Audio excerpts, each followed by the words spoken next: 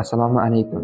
Hozirda xalqimiz orasida deyarli hamma kattalar va kichiklar gripp virusi bilan kasallanib o'tmoqda. Bu infeksiyaning, bu virusning o'ziga xos nevrologik asoratlari bor.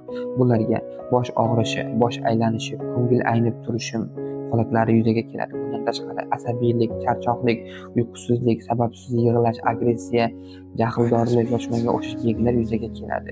Bu yengil belgilar bo'lib, buning sababi asosan o'sha infeksiyaning, o'sha virusning o'ziga xos zaharlar, toksinlari oqibatida nerv sistemasi ortiqcha qo'zg'alishi, zaharlanishi tufayli yuzaga keladi. Bu intoksikatsiya deyiladi. Buni davolashning eng oson yo'li esa o'sha virusni davolash kerak. Ya'ni bolani nazorat qilish, gripp bilan kasallangan bo'lsa, tana haroratini o'lchab turish, ko'proq suyuqlik berish, suyuqlik balansini hisoblash.